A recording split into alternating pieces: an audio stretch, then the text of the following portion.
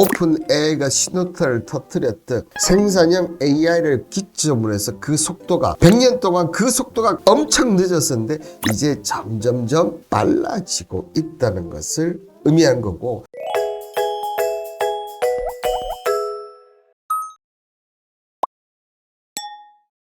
여러분들을 퍼스트 클래스로 만들어줄 방송 투자캠퍼스의 홍반장입니다.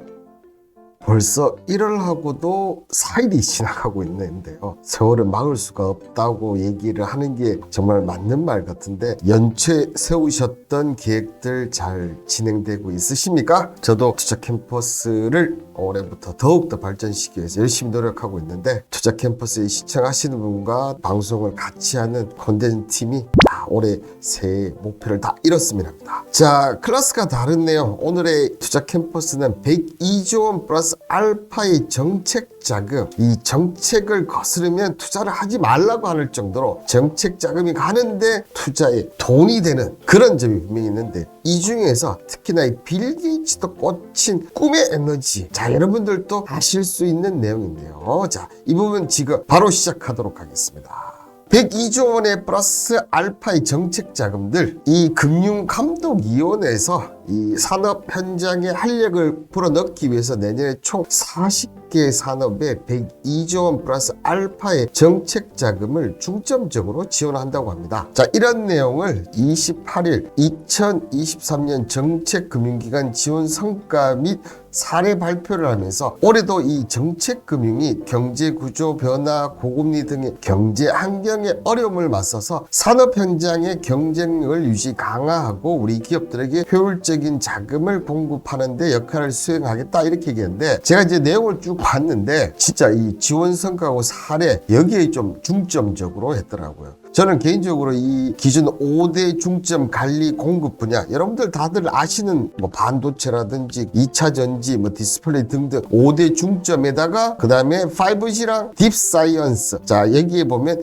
핵융합, 그 다음에 합성생물학 등 이 7개 사업을 추가를 해서 이 40개 산업에 총 102조 플러스 알파의 정책 자금을 중점적으로 한다. 저는 이 부분을 좀 더 보고 싶은데 이 내용은 너무 짤막하게 나와 있더라고요. 그런 부분이 좀 아쉬웠다, 안타까웠다, 저는 좀 이렇게 얘기를 드리면서, 금융위는 앞서 이 고금리, 그 다음에 고물가, 고환율, 이 3고 있지 않습니까? 이 3고 현상에 따라서 어려워지는 중소기업 경영의 여건 등을 복합 위기 대응을 위해서 21조 7천 원의 정책 자금을 공급했다, 이렇게 나와 있고요. 정책 펀드도 투자 개시를 위해서 이 자펀드 결성에 차질 없이 진행을 했다고 합니다. 자, 그런데 21조면 진짜 적은 돈은 아닌 것 같은데, 그죠? 중소기업이 왜 늘 힘들다고 하는지는 저는 잘 모르겠네요, 그죠? 자, 신종 코로나 바이러스 감염증 기간 중 어려움을 겪는 자영업자 소상공인을 위한 지원도 지속하면서 올해 23조 1천억의 신규 자금 정책 자금을 공급했으며, 고금리 부담을 경감하기 위해서 저금리 대안 프로그램도 지속적인 제도 개편을 통해서 지원 혜택을 강화했다, 이렇게 밝혔습니다. 벤처업계와 수차례 간담을 통해서 정책금융을 통한 자금 지원 확대, 세컨 리더 펀드, 그 다음에 은행 벤처 펀드 출자 한도 확대 등을 담은 혁신 벤처 스타트업 자금 지원을 마련했고, 여기에 1조 7,400억 원의 자금을 공급을 했다, 이렇게 돼 있고요. 자, 그리고 지난 8월에 대외 여건 악화 및 국제 무역 구조 변화 등을 위해서 수출 기업의 어려움을 해소할 수 있도록 총 23조 규모의 수출 금융 종합 지원 방안도 발표를 했는데요. 이 대책 발표가 11월 말까지 총 9조 9천억의 자금이 수출 기업에게 지원돼 수출 확대에 큰 도움이 됐다, 이렇게 밝혔습니다.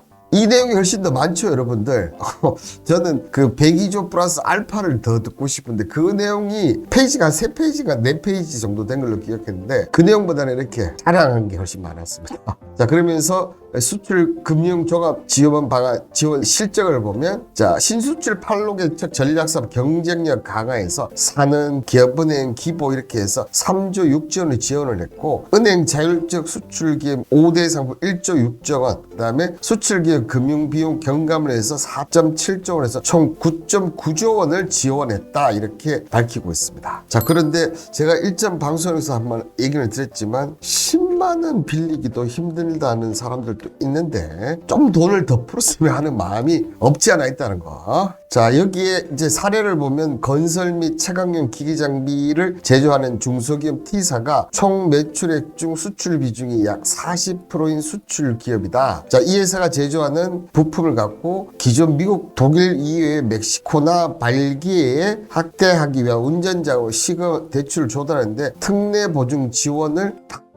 이렇게 돼 있습니다. 그죠? 근데 수출하기 위해서는 수출 그 원장이 있지 않습니까? 이게 있으면 원래 제가 알기로는 다 되는 걸로 알고 있는데 이게 자랑할 일인지 사례로 이렇게 나오는 건지는 뭐 모르겠지만 어쨌든 이렇게 해서 기업의 도움을 맞았다고 합니다. 기영님이 역시 정책과에서 발표할 때는 자랑해야지 마시. 맞습니다. 지금 더 돈을 풀어줘야 할 것 같은데 저도 뭐 그렇게는 생각을 하고 있습니다. 그러면서 내년에도 정책금융은 기업의 자금 애로를 해소하고 미래 먹거리 산업 육성을 적극적으로 뒷받침할 계획이다. 정책금융지원협의를 통해서 산업 현장의 새로운 수요를 적극적으로 발굴하고 추가적인 지원이 적시에 가능하도록 대응하겠다 이렇게 밝히면서 작년에 했던 부분을 올해도 이제 계속 한다고는 하는데 저는 여기서 하나 드는 의문은 뭐냐면 이거 R&D 부분 삭감한 거 이거는 어떻게 되는지 이 부분은 어떻게 되는지 좀 궁금합니다. 뭐 이렇게 9.9조 원 쓰고 뭐 돈을 엄청나게 지원을 했다고 하지만 이 R&D 삭감 부분이 어떻게 되는지 좀 궁금하고 자 무명님이 R&D 쪽은 이미 탈주하는 팀 많다던데 탈주하는 팀. 그러니까 제가 언밸런스가 좀 정책적인 부분이 언밸런스가 너무 많다는 게 저는 좀 안타깝습니다. 이제 중요한 것은 앞서 제가 얘기 드렸지 않습니까? 102조 플러스 알파의 정책 자금 중에 또 신규로 7개 부분이 들어왔다고 제가 얘기를 드렸지 않습니까? 그 중에서도 제가 좀 올해 여러분들에게 얘기하고 싶은 내용은 바로 이 부분입니다.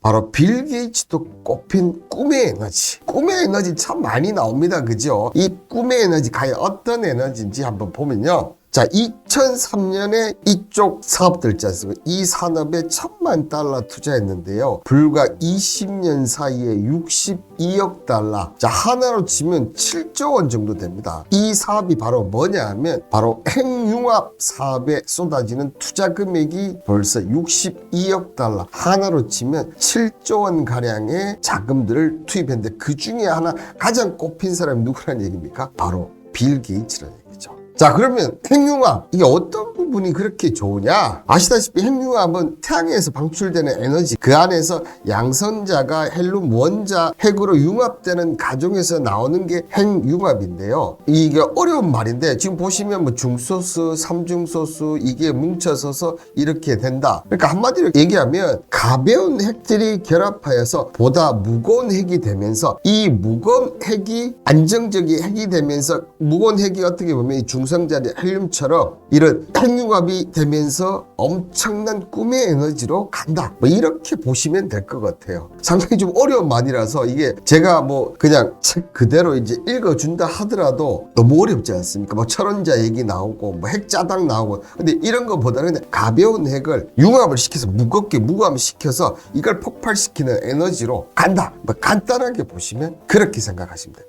근데 이 핵융합을 왜 꿈의 에너지라 부르냐 하면 보시는 대로 태양의 빛을 내는 원리 같은 핵융합을 활용한다면 중소수 100kg로 석탄 300만 톤을 태운 에너지를 낸다. 현재 가장 효율적인 에너지 원자력 발전과 비교해도 원자폭탄보다 수소폭탄 이 핵융합이 100배 이상의 강력한 에너지를 갖고 있다 생각하면 된다는 거죠. 핵폭탄 한번 터지면 정말 난리가 나지 않습니까? 근데 그거보다 뭡니까? 100배 이상의 에너지를 방출시키는 게 바로 핵융합 에너지다. 그러면 만에 하나 이게 에너지 쪽으로 개발이 된다면 핵폭탄이 아니고 무형의 에너지 쪽으로 개발이 된다면 100배 이상의 효과를 본다는 거죠. 그럼 가격은 낮아지면서 오히려 더 많은 에너지를 가져올 수 있다는 거죠. 자, 그런데 이 핵융합 원리가 발견된 지가 벌써 100년이 넘었습니다. 실현 가능성은 불가능에 가까웠는데요. 1억 도 이상의 초고원 또는 대기압 30억 배가 넘는 초고압이 필요하기 때문에 핵융합을 하기 위해서는 초대형 설비와 막대한 자본이 요구가 된다. 그러니까 자본이 너무나 크기 때문에 아직까지는 이게 100년이 지났는데도 핵융합 산업이 잘 안 되고 있다는 거죠. 근데 이게 이제 서서히 이제 투자가 점점점 늘어지면서 가고 있는 건데요. 자, 한국이 미국, EU 등과 함께 프랑스의 건설 중인 국제 핵융합 실험료는 축구장 60개 크기다. 그리고 여기에 벌써 7조 이상이 투자가 되었다는 거죠. 진짜 엄청납니다. 그죠? 7조. 와.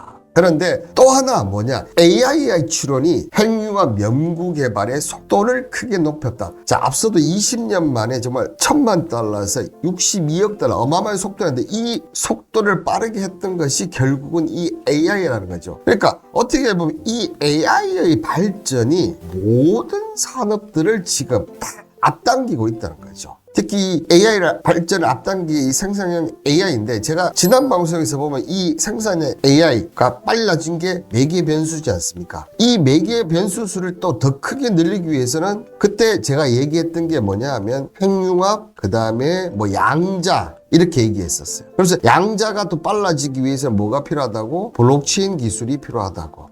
그러니까 이 모든 것이 다 AI로 지금 가고 있다는 거. AI로 간다는 얘기면 결국은 뭡니까? 4차 산업혁명으로 간다는 얘기입니다. 이 4차 산업혁명으로 가기 위해서는 지금보다 더 큰 에너지들이 필요한데 그게 바로 핵융합이라고 생각하시면 된다는 거죠. 자, 그래서 여기도 우리나라 같은 경우도 보면 카이스트가 개발한 AI를 아이테라와 제어와 활용한 계획이라 했는데 막연했던 상상이 현실로 구체화되고 있다, 이렇게 얘기를 나오고 있습니다. 자, 핵융합적으로 프랑스랑 우리나라가 나름 선두주라고 하더라고요. 완전 선두주라고 하기는 힘들지만 어쨌든 제가 개인적으로 봤을 때는 양자보다는 핵융합 쪽이 조금 더 발전이 되는 것 같아요, 우리나라가. 자, 그리고 무명님이 나중에 진짜 AI가 인류를 멸망시킬 수도 있다. 그래서 그 보안 쪽 부분들을 확실하게, 그죠? 맞춰 가야 되지 않나, 이렇게 보이고. 자, 핵융합 에너지는 기후 위기를 해결하고 화석 연료를 사용을 줄이는데 중요한 역할을 한다. 그러면 또 여기에 또 뭐가 나타납니까? 친환경, 탄소 중립 가기 위해서 결국은 뭐가 필요하다는 얘기입니까? 핵 에너지라는 거죠. 그래, 여기서 미국 에너지부는 핵융합 연구를 지원하기 위해서 무려 $4,200만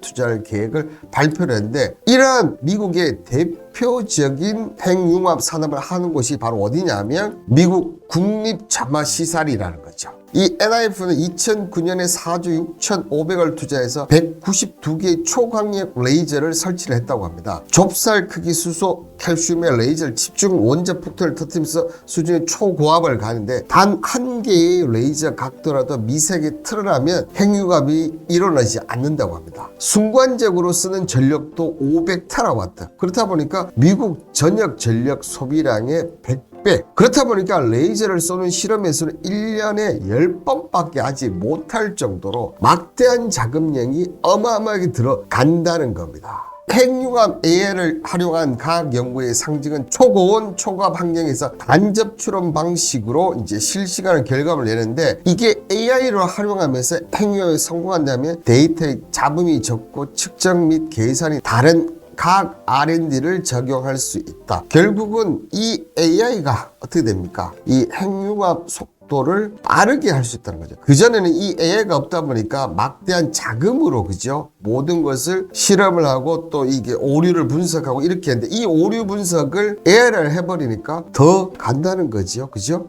그런데 이런 가능성을 본 빅테크 기업 핵융합에 앞다투어 투자를 하고 있는데요. 그 첫 번째가 바로 샘 올트먼의 오픈AI. 이 AI가 있기 때문에 가능한 거고, 이 AI 연구를 하기 위해서 이 업체는 어떻게 합니까? 양자 쪽에 많은 공을 좀 들이고, 양자를 하면서 이 AI 속도를 틀리면서 올리면서 핵융합 쪽을 많은 투자를 지금 하고 있다. 자, 그리고 이 빌 게이츠의 마이크로소프트, 당연히 오픈AI가 하면 마이크로소프트도 할 수밖에 없어요. 그죠? 있죠. 여기에 제프 베이조스 그리고 앞서 얘기했던 빌 게이츠까지 해서 슈퍼 공룡 이 빅테크 IT 기업들이 아니라면 이 핵융합은 너무나 많은 자본금이 들어가기 때문에 힘든데, 그 발전의 속도가 작년에 오픈 AI가 신호탄을 터뜨렸듯 생산형 AI를 기점으로 해서 그 속도가 100년 동안 그 속도가 엄청 늦었었는데 이제 점점점 빨라지고 있다는 것을 의미하는 거고, 제가 이렇게 설명을 해놨듯이 핵융합이 발전하면 발전할수록 이 양자까지도 같이 발전할 수밖에 없다는 거, 핵융합과 양자는 거의 같이 갈 수밖에 없다는 사실을 꼭 기억하시길 바라겠습니다. 자, 오늘 이 102조 플러스 알파 정책 자금 중에서 제가 핵융합을 가져온 것은 기존의 플러스에다 새로운 사업에 우리나라 정책 자금에 핵융합이 들어가고 있고, 이 핵융합이 이 빅테크 IT 기업들이 많은 자금을 투자해서 사업을 하고 있다. 그러면 이쪽은 결국은 또 혼자 수면 위로 올라올 수밖에 없지 않을까?